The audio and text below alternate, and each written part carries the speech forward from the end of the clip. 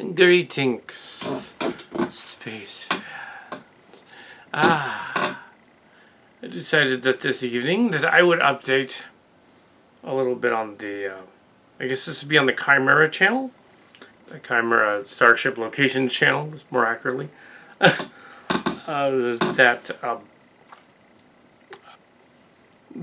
we were calling a role-playing game 6 months ago is not going to start out that way, because it can't be, because we don't have any players. So we're going ahead with pre-production on what will amount to begin with, to be stories, ideas, and live blogs and vlogs and things like that for Starship Locations, the Star Trek parody, which is the multiverse that the whole thing is connected with. Of course, the movies take forever to make, so there won't be that many of those. There will be a lot of storybooks, online vlogs, and things like that, because we can do that quickly. Just as long as we keep the names and places and ships not directly referencing Star Trek, as long as it's like indirectly. But you can tell who people are anyway, kind of. Yeah, it's not hidden too well.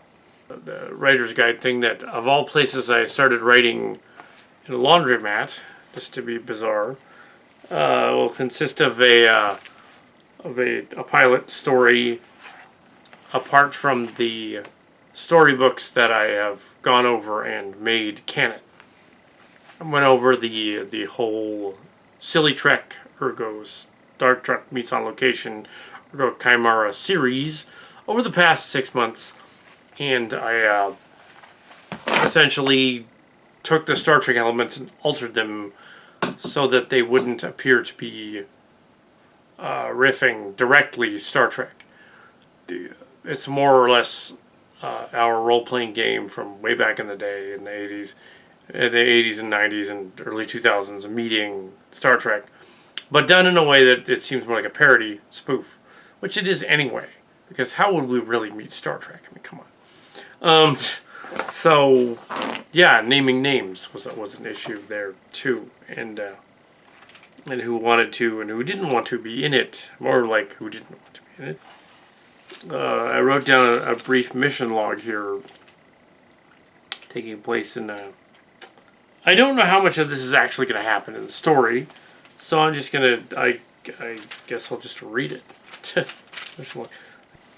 Yeah, so I wrote this mission log, and it's really, really tentative, based on discussions on trekcore.com, concerning Shatner and crew returning in a official special capacity TNG thing, because they didn't really do that. And although I had gone to Comic-Con, Silicon Valley, and Shatner was excited about doing stuff like that, but of course there was nothing planned. Jonathan Frakes will be directing an episode of Discovery, and that's cool. I knew about that from the con. Now it's revealed. I am not involved in Discovery, but I may be involved. It's possible, and there's a deal in the works, a story in the works. And maybe on Star Trek Online. I'll let you know when that happens. That's a little later. But the Star Trek Chimera movie, Mark's Cards is constantly busy, as I updated you last, I think it was 2 weeks ago, that he just hasn't had time to do his lines for the movie. And I'm ready, but he's not. So whenever he's ready, he's the director, so kind of stuck with the movie production, at least, until he's the director and the producer. So I'm just one of them, producers, and some of the voices. I'm a lot of the voices. Yeah, so I can go ahead with Star Trek Locations, the game, build the multiverse, set all that up, and when the movie comes out, everybody will go, "Oh, the Star Trek Locations people have made a movie. Cool. Let's watch that." Okay, yeah, but this movie's been in planning for forever. It's a fan film, and because it is using some Star Trek names and ships and such situations, it's disobeying the guidelines, but it's not disobeying the main guideline rule. It's not going to make money. So it's a fan film. It's done with action figures. That falls under the radar in terms of costume, characters, ships, and all that. Fan film with action figures and models, they don't care. That's why Trek yards can exist, because they don't care whether they're discussing models. They're not going to go after them. It's silly. Well, they shouldn't go after them anyway. Okay, we're not making money. So I've been over that one before. Yeah, it would be considered a 503 if it was a company, but that would be fraud to say it's a company, because Starship Locations is not a company or a studio. It is a couple of guys in a second floor tract house in San Jose. And yeah, that's not a company. There's no profit being made. There's no Kickstarter being made. We did what started out as more than just 2 or 3 people. It started out as a few, 5 or 6. Ended up 2 or 3 people in the end as the movie nears completion. Yeah, so we and the guidelines were thrown down, and they said, oh, they can't be too long. They have to be in 3 parts and then be shorter and diminishing. Mark's Cards and I have decided that no, they can't be short and diminishing. The Chimera movie will be full length, and it'll be a miniseries, and it'll be a nod to 41 years of Star Trek, 30 years of TNG, and all of the other, and Deep Space Nine and Voyager are also referenced and homaged. This is the story you guys wanted. This is a story that we wanted. You're going to get it. Even if it's action figures, even if it's animated go motion, you're going to get it. And it does seem like it's similar to some of the stuff they were working on when the Post group and the Go Motion group went under in the 90s. Yeah, there's several reasons for that. But our story started in 2006, and yeah. And we, some fans were asking, well, you should submit the models to Trek Yard. We can't submit the models to Trek Yards yet.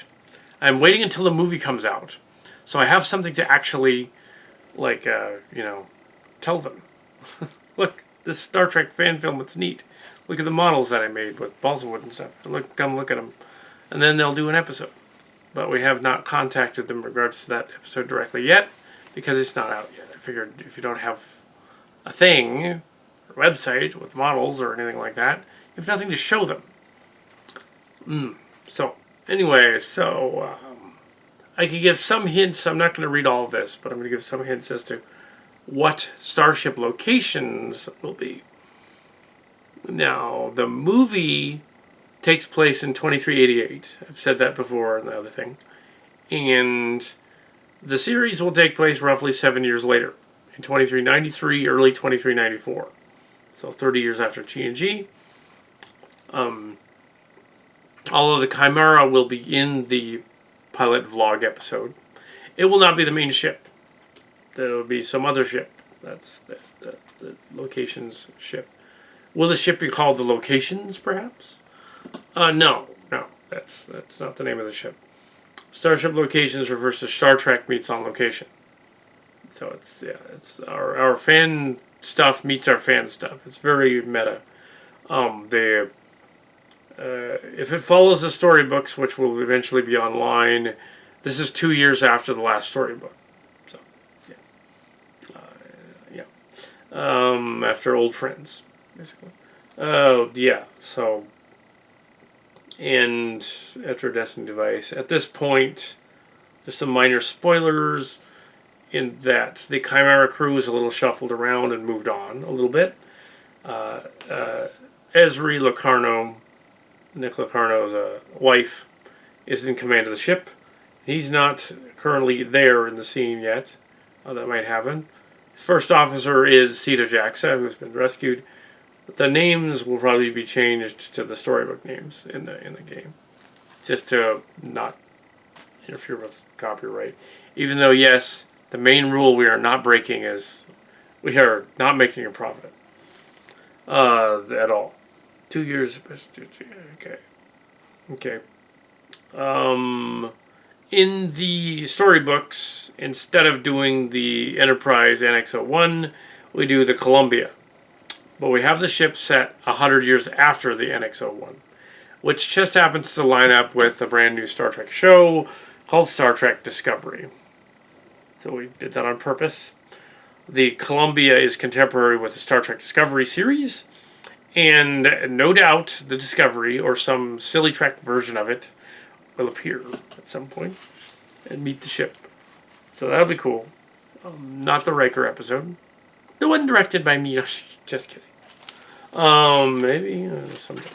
The starship. Yeah, the ship's ship commanded by a rogue. Roddy. I don't know if Roddy commands the ship or not. So I'm reading through this and going, oh no, that's not right. Kirk is in this. Old Kirk is in this, playing former Emperor Tiberius from the Mirror Universe. So Tiberius is in it. Quark in the parody. Spock, McCoy, and Scott are not in it, but their presence is felt on the set. Tiberius is in it, so that's cool. Probably from the JJ verse. So that's a crossover. A little bit. It seems awfully convoluted. The 2394 story lines up with 2317, just as way back in the day, 2387 or so lined up with 2364, 2287 lined up with 2364, 78 years later, in regards to TNG and the classic Trek. Silly Trek is just like that. Silly in space. We get to do the Cillian stories. This will be a silly one. The alleged fans will not so much do those. They'll do their own. And Shira F might be in it. Wesley, maybe. Yeah, so there's some stuff in there that's not actually going to happen. That I won't bore you with. So, there's a vlog coming. It's a pilot. I'm going to see how this mission log goes. The start date is in there, but it's going to change. So, yeah. Starship Locations is trucking along slowly. So the locations thing, basically, is in a way similar to what they're doing on Trek Core and Trek Yards, in that we'll be discussing the fan film and stuff. We'll also be discussing Star Trek related stuff too, in regards to reviews and things, of course. Yeah, but if there's nothing new with us, if there's something new about Discovery or something, we'll go on about that. I'm not gonna get all access. I'm gonna get it on Netflix later. Yeah, I'm gonna pay for it, but not on all access. And Discovery, yeah, we can't pay for it. Profit, to them anyway.